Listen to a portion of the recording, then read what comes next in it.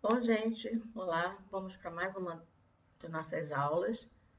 O tema de hoje é como as regiões brasileiras são classificadas a partir de sua fauna e flora.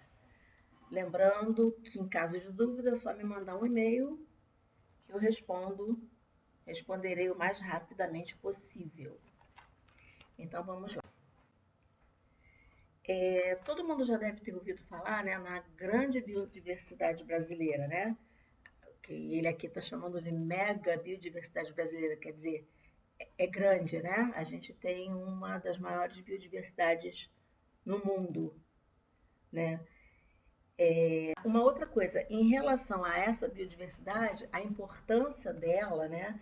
É, é, assim, a questão que nos leva a brigar, a lutar pela manutenção dessa biodiversidade, não é apenas por conta dessas vantagens que ela nos oferece, mas principalmente porque trata-se de seres vivos, né? Então, são seres vivos que estão ali. A gente vai ver mais adiante que está tudo ligado, né? Então, qualquer um que seja retirado, qualquer modificação nesses ambientes, podem levar a consequências muito graves em termos ambientais. Tá? Bom, então vamos falar agora sobre os biomas brasileiros. Em primeiro lugar, o que seria um bioma? Então, a definição que a gente tem, né, uma definição dada pelo IBGE, é um conjunto de vida vegetal e animal constituído pelo agrupamento de tipos de vegetação contíguos e que podem ser identificados a nível regional com condições de geologia e clima semelhantes que historicamente sofreram os mesmos processos de formação da paisagem, resultando em uma diversidade de flora e fauna própria, né? Essa diversidade. Então, trocando em miúdos, né, seria esse conjunto de seres vivos que estão plenamente identificados com a vegetação daquele ambiente, né, naquela região, e essa região ela compartilha condições de geologia, de clima, né, e histórico. Então, eles sofreram os mesmos processos e, por conta disso, tudo isso está presente naquela região. Cada bioma ele vai corresponder a grandes comunidades que estão adaptadas às condições específicas, né, as condições ecológicas específicas dessa região. E apresenta, né, cada bioma apresenta um tipo de vegetação. Então, os biomas, né, terrestres brasileiros, porque a gente fala terrestres porque a gente tem também, né, toda a questão marinha, né, a questão costeira, mas os biomas terrestres brasileiros, eles são, né, Amazônia, Cerrado, Caatinga, Mata Atlântica, Pampa e Pantanal. Nós vamos falar um pouquinho sobre cada um deles. Então, aqui nesse mapa, a gente pode ter uma ideia deles, né, dos vários biomas e as áreas que eles abrangem, né? Então, aqui em verde a gente tem a Amazônia, aqui meio marrom, né, o Cerrado, a Mata Atlântica em verde, quer dizer, né, tá aqui marcada em verde, a Caatinga em amarelo, amarelo ouro, o Pampa em amarelo claro e o Pantanal aqui em roxo, tá? Então esses aí essa daí é a representação dos biomas brasileiros, né? E aqui é uma outra representação mostrando os estados que são englobados, né, que estão presentes, os estados nos quais esses biomas estão presentes, ok? O primeiro bioma sobre o qual nós vamos falar é a Amazônia, né? Então, a Amazônia, ela como característica, né? A floresta ela é uma floresta tropical úmida. 40% do território sul-americano é ocupado pela Amazônia, sendo que ela está concentrada no Brasil, quer dizer, a maior parte da Amazônia está concentrada aqui no Brasil. É a maior floresta tropical pluvial da Terra, né? Ela tem um clima quente, um regime abundante de chuvas, que esse regime abundante de chuvas, ele ocorre graças à evapotranspiração vegetal, quer dizer, o vegetal ele vai absorver a água, né, e vai transpirar. Essa transpiração ela vai passar para o estado, então, ela vai sair, né, o vapor d'água, e vai se transformar em imensas massas de vapor d'água, que são os rios voadores, sobre os quais nós já falamos em aulas anteriores, né? E esses rios voadores vão abastecer outras regiões diferentes da Amazônica. Então, o Sudeste e o Sul, eles recebem a influência desses rios voadores. Ou seja, a partir do momento que você diminui a quantidade de árvores na floresta amazônica, você vai afetar drasticamente o regime de chuvas em outras regiões do país. Existe na floresta amazônica uma elevada taxa de decomposição, né, da serrapilheira, que é aquela camada mais superficial do solo, e graças a isso, né, essa decomposição, é que a comunidade amazônica é mantida, uma vez que o solo da Amazônia é pobre em nutrientes. Então, aquela floresta toda, aquela exuberância toda, ela é mantida por conta dessa decomposição que acontece, né? Seres que morrem, eles vão, né, ser tratados ali pelos decompositores e vão formar essa camada rica, né? Os nutrientes, então, são absorvidos pela vegetação assim que ocorre a decomposição. Ela apresenta, né, a Amazônia, ela contém muitas árvores frutíferas, muitas árvores de grande porte, como cedro, açaizeiro, jatobá, seringueira, castanheira do Pará, enfim, né? Tem plantas epífitas, que são aquelas que ficam em cima de outras plantas, e tem plantas também presentes em áreas alagadas, como é o caso da Vitória Régia. A seringueira ela tem um valor econômico muito grande por conta da extração de látex, e existem muitas plantas com valor farmacêutico. Então aqui a gente tem duas ilustrações, né, mostrando aqui o Rio Javari, mostrando a floresta, né, de um lado e outro do rio, e duas araras que ocorrem na região. Existe uma grande diversidade de espécies, né, que são representadas por aves, primatas, roedores, sapos, insetos, lagartos, peixes de água doce, muitos, né, como pirarucu, tucunaré, pacu. E muitas dessas espécies de animais estão ameaçadas de extinção. Por quê? Por conta da degradação do bioma amazônico para fins lucrativos. Então, questão do garimpo, questão de desmatamento para fazer pasto, né, da exploração de madeira para venda. Então, isso tudo que está acontecendo atualmente na Amazônia está levando muitas espécies para o caminho da extinção. Outra coisa, a gente não pode avaliar a qualidade de um bioma, né, a importância de um bioma, pelos benefícios econômicos que eles podem trazer para a população, mas sim, principalmente pelos benefícios ecológicos, né, pelos fatores ecológicos, estéticos, éticos e culturais, né? E por conta disso, inclusive, a proteção cultural dos povos indígenas é fundamental, né? Porque os povos indígenas, eles são, em grande parte, responsáveis pela manutenção desses ambientes. O cerrado. O cerrado é outro bioma, né? Também importantíssimo, inclusive em relação ao abastecimento de água para outras regiões brasileiras. Então, as raízes de plantas do cerrado, né, elas têm uma importância muito grande nessa questão. As plantas do cerrado têm uma importância muito grande nessa questão da distribuição de água para outras regiões do Brasil. É considerada a savana brasileira. O clima no cerrado é seco e quente, e as estações elas se alteram, né, entre verões chuvosos e invernos secos.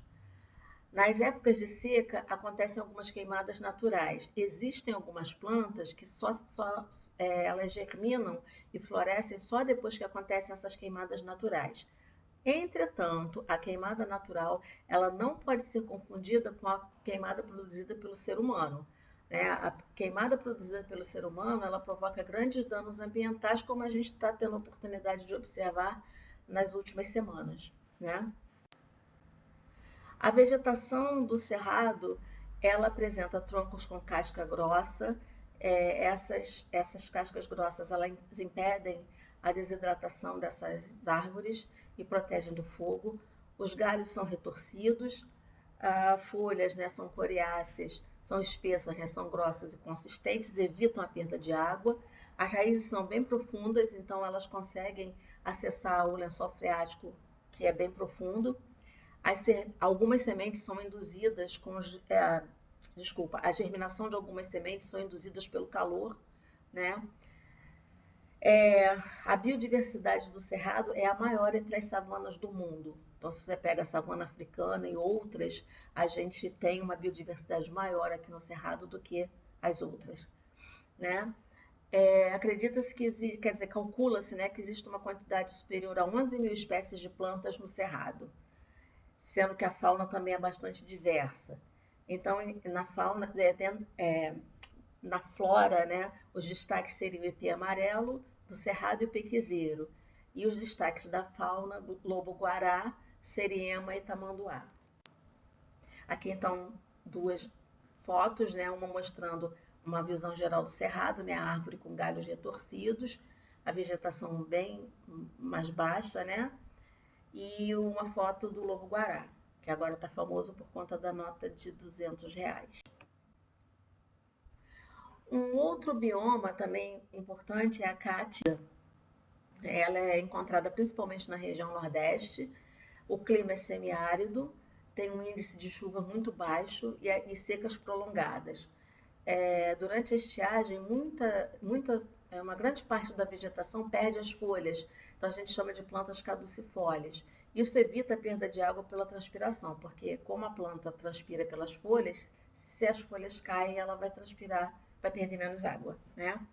Algumas adaptações xeromórficas, quer dizer, que impedem a perda de água, seria o número reduzido de folhas, ou folhas que são transformadas em espinhos, como o caso de cactáceas, por exemplo, folhas com uma cutícula espessa e uma camada de cera, né, que impermeabiliza a folha e não deixa ela perder água, uma grande quantidade de parênquima aquífero, que é um tecido que vai armazenar água, e raízes profundas. Flora, né, destacam-se na flora as cactáceas, né, xique-xique, mandacaru. A maioria da fauna é composta por répteis, anfíbios, aves e mamíferos, né? Dentre eles esses que aí estão exemplificados. Aqui a gente tem uma foto da caatinga em épocas secas, né? A gente pode observar aqui o cacto, né? Uma cactácea aqui. E um tatu-bola, que também é um dos habitantes da caatinga. A Mata Atlântica, né, ela tem uma relação assim mais próxima da gente, né? A gente tem um conhecimento maior, porque as planícies que margeiam o litoral brasileiro são compostas, né, são recobertas pela Mata Atlântica. Então, hoje a gente só tem 15% do território nacional coberto por Mata Atlântica, que ela cobria uma grande parte do litoral brasileiro, só que agora, né, está altamente fragmentado por conta de muitos desmatamentos, né, ao longo dos anos.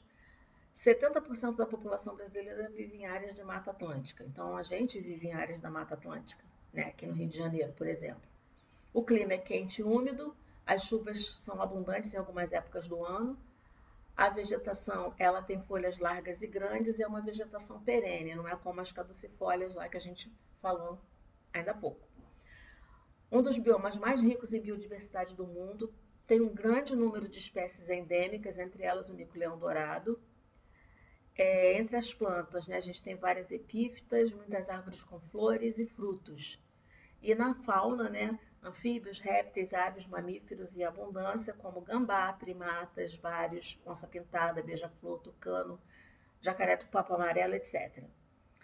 E os ecossistemas costeiros, eles estão associados à Mata Atlântica. Então, quais seriam os exemplos de ecossistemas costeiros que estão associados a ela? Manguezais, dunas e restingas. Também ecossistemas importantíssimos, inclusive a gente já falou a respeito deles. Inclusive, ele é endêmico da região da Mata Atlântica, né? Ele não vive na Amazônia, ao contrário do que muita gente pensa. Pampa, né, também conhecido como Campos Sulinos, ele se localiza no extremo sul do país, né, no Rio Grande do Sul. A flora, né, a vegetação é composta por gramíneas de pequeno porte, alguns arbustos e algumas árvores pequenas. Na fauna, a gente tem anfíbios, aves, né, répteis e mamíferos, sendo que os mais famosos aí desses grupos, né, a gente tem os furões, que são mamíferos, veado campeiro, algumas serpentes, enfim, né? O João de Barro são animais mais conhecidos aí dos pampas, do pampa. As áreas dos pampas, elas são normalmente utilizadas para pecuária, que move a economia local, mas agride e provoca a erosão do solo desse bioma. Então aqui, né, a vegetação, vocês podem observar bem rasteira, né? Uma árvore aqui, outra colar. E aqui a gente tem uma foto do João de Barro, na sua casinha. O Pantanal, né, ele tem sido muito falado nas últimas semanas por conta dos incêndios que estão acontecendo lá, né? Assim como estão acontecendo incêndios na Amazônia, no Cerrado, enfim, né? E o que seria o Pantanal? É uma área de transição entre o Cerrado e a região amazônica. Ele pega, no território brasileiro, ele pega Mato Grosso e Mato Grosso do Sul. E ele também pega outros países da América do Sul. No verão, as chuvas são abundantes, eles enchem os rios, causam alagamentos, e a vegetação desse bioma está adaptada às enchentes. Então, ela é composta por plantas aquáticas, por gramíneas, pequenos arbustos e algumas árvores maiores. Dentre os animais, a gente tem como destaque, né, a onça pintada, a anta, que é o maior mamífero brasileiro, a sucuri, jacaré e cervo do Pantanal. A maior diversidade de aves do mundo, ela encontra-se no Pantanal. E daí a gente destaca o tuiuiu, que é o símbolo, né, a ave símbolo do Pantanal. Existem mais de 260 espécies de peixes, e aí a gente tem destaque para o pintado, dourado e a piranha. É considerado, ou era, né, considerado um dos grandes paraísos turísticos brasileiros. Ele vem sofrendo progressivamente com o avanço da pecuária, com o avanço do garimpo, e o garimpo polui os rios com mercúrio, que trazem problemas seríssimos, problemas neurológicos seríssimos para quem consome, ingere esse mercúrio. Além desses problemas, a gente tem a questão da caça e a pesca excessivas e as queimadas, que colocam muitas espécies em risco de extinção, né? Então, a gente tem que acompanhar a coisa também feia por lá. Então, aqui a gente tem uma foto do Pantanal mostrando os jacarés, né, destacados, e aqui o tuiuiu, a árvore símbolo do Pantanal. Então, aqui é só para a gente ter uma ideia, né, do que está acontecendo, da gravidade do que está acontecendo, né? A gente tem aqui a estrada, né, transpantaneira, antes e depois dos incêndios. Então, à esquerda a gente tem, né, uma visão dela, inclusive na época de cheia, né, como é que o verde, né, essa quantidade toda de verde, águas, etc. E à direita a gente já tem a transpantaneira aqui no meio, né, mesmo local, só que isso tudo aqui em marrom está mostrando que foi queimado, né? Então a paisagem já sofreu assim uma alteração muito grande, né? O Pantanal está pedindo socorro porque, assim, o que acontece? Com esses incêndios, né, grande parte da área já foi destruída, muitos animais foram mortos, né? Ali existem vários santuários das onças pintadas, das araras azuis. Então, muitos desses animais, eles morreram, né? Foram mortos por causa do fogo. Agora, vai haver problema por conta de escassez de alimento em relação a eles. E com o desmatamento, né, acontecendo na Amazônia, a gente tem aí uma questão de diminuição da quantidade de chuvas. Então, isso tudo está contribuindo para que o bioma seja mais e mais consumido pelo fogo, né? E todo mundo já sabe que esse fogo ele não foi um fogo acidental, né? Foi um fogo ateado, né? Porque o que acontece? Muitos fazendeiros eles têm interesse em que aquela área ela seja usada, né? Seja aproveitada como pasto ou como área de plantação de soja, né? Então, para isso é colocado fogo. Só que dessa vez a coisa atingiu uma proporção muito maior, né? Acredita-se que 5 fazendeiros foram responsáveis por isso e isso aí simplesmente está fora de controle.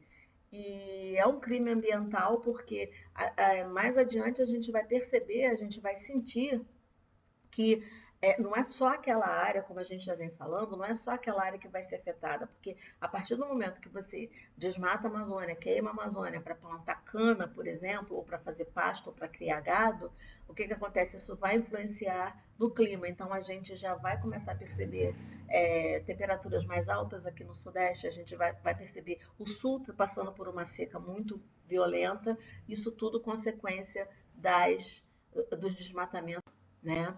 Então aqui uma foto mostrando, né, tirada, feita por um satélite da NASA, então mostrando tudo isso em vermelho, são focos de incêndio, são áreas de incêndio, então a gente pode observar exatamente os biomas sobre os quais a gente estava falando, né? Então a gente tem aqui uma parte do bioma, né, da Amazônia, Pantanal aqui, né, à esquerda, mais para baixo, e o Cerrado também, tudo pegando fogo. Isso foi há alguns dias atrás. E aqui uma representação, né? Se a gente mostrando uma coisa assim bem dramática, né? Como se esses biomas, quer dizer, eles simplesmente estão pegando fogo. Então, se alguma coisa não for feita, o que vai acontecer é que eles vão desaparecer, né? Então, junto com eles, toda essa biodiversidade, toda essa riqueza de vegetais, de animais, de seres que ali habitam, eles simplesmente vão desaparecer e aí, uma vez desaparecendo, babau, né? Bom, gente, por hoje é só. Então, né? Continuem em casa porque a pandemia ainda não acabou. Até a próxima.